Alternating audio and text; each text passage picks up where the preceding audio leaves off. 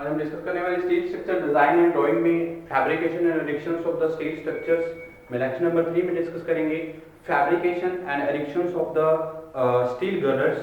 तो different steel structures like trusses, column and steel girders को हम इस चैप्टर में डील कर रहे हैं, डिस्कस कर रहे हैं हमारे जो फैब्रिकेशन एंड एडिक्शंस कैसे की जाएंगी। ठीक है, तो लास्ट लेक्चर्स में हम डिस्कस कर चुके हैं fabrications and erections of the steel trusses, fabrication and erections of the columns. ठीक है जी, तो आज हम डिस्कस करेंगे fabrication and erections of fabrication and erections of plate girder. ठीक है जी, तो प्लेट गर्डर्स पे हमारी जो फैब्रिकेशंस हैं और एडिक्शंस हैं कैसे की जाए इसके बारे में जान लेते हैं। तो मोस्ट इंपॉर्टेंट पॉइंट्स जो इन्वॉल्व रहते हैं for the fabrications of the plate girders, तो वन बाय वन हम डिस्कस करेंगे। फैब्रिकेशन प्रोसेस क्या रहेगा फॉर द प्लेट गर्डर्स। तो the fabrication of the steel girders bridge, the fabrication of steel girders, fabrication of steel girders bridges is being done by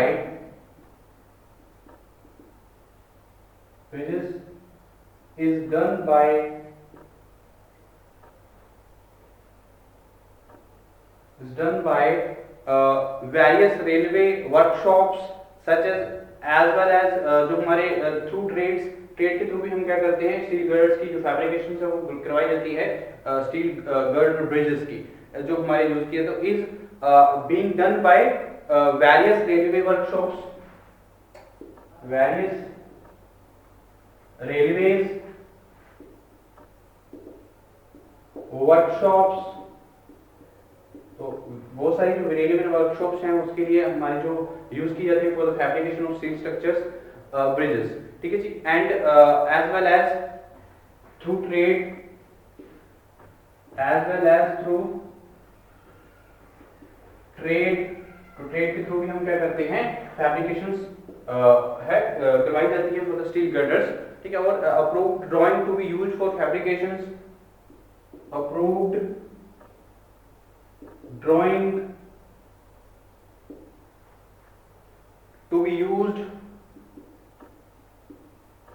for fabrication,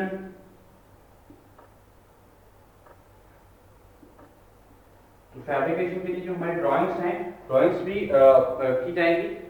position of the holes in master plates, position of holes in master plates,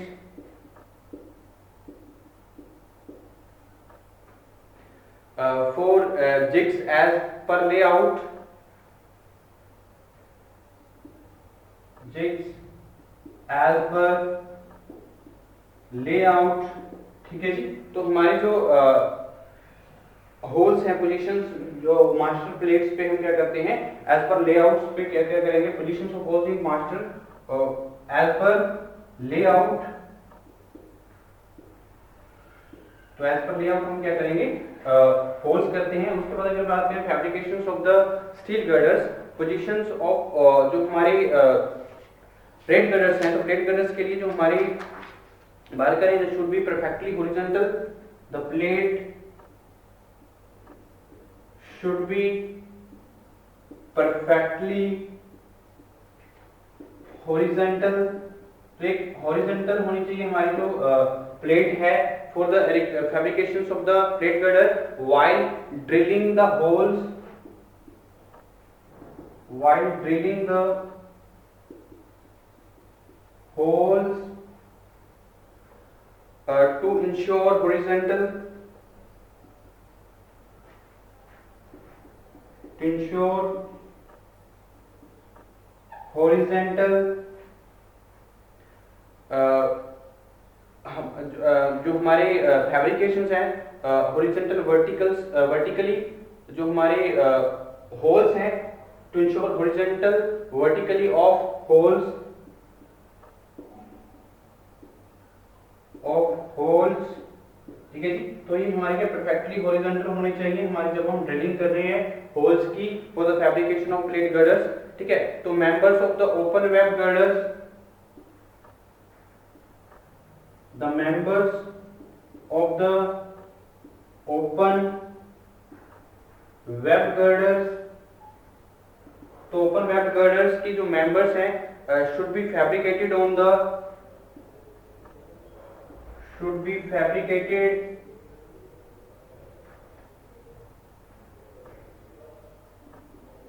on the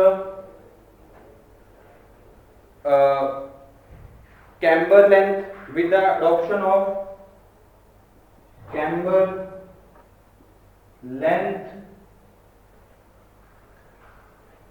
with the adoption of the field, adoption of the filled holes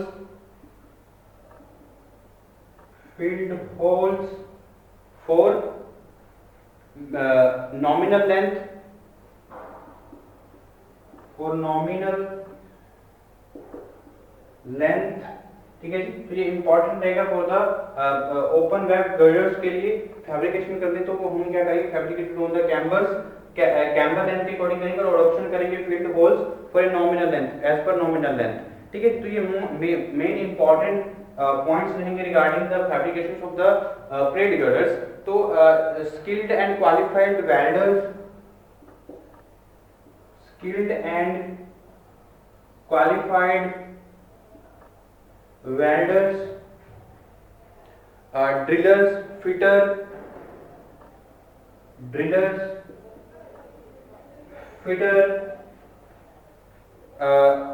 should be deployed for welding, should be deployed for welding. तो welding के लिए हम deploy करेंगे और drilling के लिए करेंगे और मार्किंग के लिए करेंगे। Deployed for welding, drilling and marking, drilling and marking works, ठीक है। तो ये इंपॉर्टेंट रहेगा for the fabrication of plate girders, ठीक है। तो नेक्स्ट मैं बात करूं erections of the plate girder. तो इरेक्शंस के लिए हमारे जो मेन इंपॉर्टेंट पॉइंट्स इन्वॉल्व रहेंगे for the erections of the steel plate girders, ठीक है जी। तो कैसे इरेक्शंस की जाएगी, तो इस चैप्टर में हम देख कर रहे हैं fabrications and erections of the steel structures like trusses, columns and plate girders. तो प्लेट गर्डर्स में हमने डिस्कस किया है fabrications of steel plate girders, ठीक है। तो उसके बाद हम देखते हैं इरेक्शंस कैसे की जाएंगी, erections of the plate girder, ठीक है। तो मेन इंपॉर्टेंट टेक्निक्स क्या यूज करते हैं for the erections of the plate girder. तो erection technique allowed for the erection techniques allowed for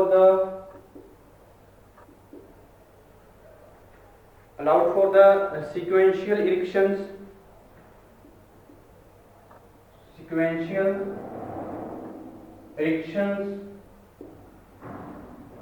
of the main girders,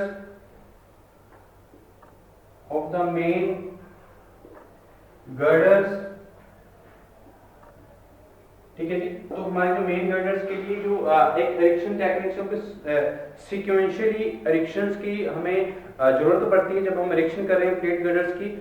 the secondary components as well as the secondary component as well as the formwork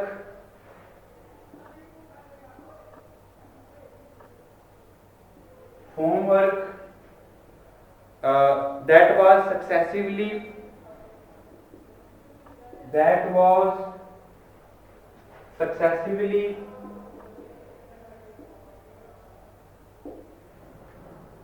put in the place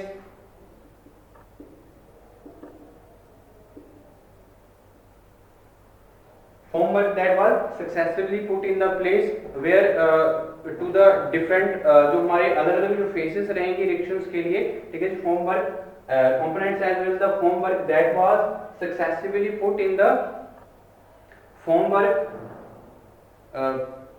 that was successfully put in the place prior to the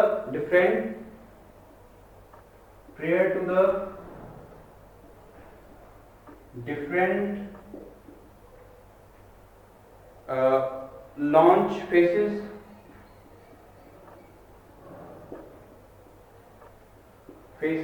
ठीक है जी। तो ये important रहेगा for the erections of the plate girders, ठीक है। तो अगर मैं बात करूं the steps were carried out in land, these steps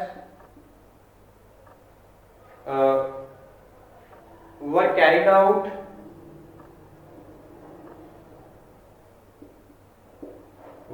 out on land, thus providing very safe conditions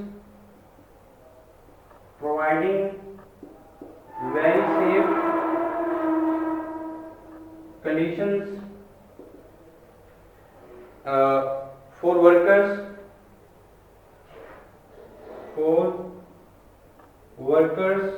ठीक है जी। तो हमारे जो स्टेप्स हैं इन्वॉल्व रहते हैं इरेक्शंस के लिए कैरिड आउट करनी चाहिए ऑन द लैंड, ताकि जो हमारे वर्कर्स हैं उनको उनकी जो सेफ्टी है मोस्ट इंपॉर्टेंट रहे, ठीक है जी। तो ये मेन इंपॉर्टेंट इरेक्शंस पॉइंट्स रहेंगे for the erections of the और प्लेट गर्डर्स, ठीक है जी। तो मेन इंपॉर्टेंट बात रहेगी जो टेक्निक्स हैं वो सीक्वेंशियली हमने क्या करना है, इरेक्शंस करनी है फॉर द प्लेट गर्डर्स, ठीक है जी। और जो हाइट रहेगी अगर प्लेट गर्डर्स की जो अगर हम height of the plate girders ज्यादा रहती है, ग्रेट रहती है, तो उसमें क्या रहेगा, हम क्रेन्स का यूज करेंगे और स्पेशल टेक्निक का यूज करेंगे, स्पेशल टूल्स का यूज किया जाएगा for the erections of the equipment का यूज किया जाएगा for the erections of the steel girder. तो ये हमारा क्या है, प्लेट गर्डर्स की इरेक्शंस हैं हमारी, और हमारे फैब्रिकेशंस कैसे की जाती हैं इसके बारे में हमने जाना है। तो ये हमारा क्या है, यहाँ पे fabrication and erections of the steel structures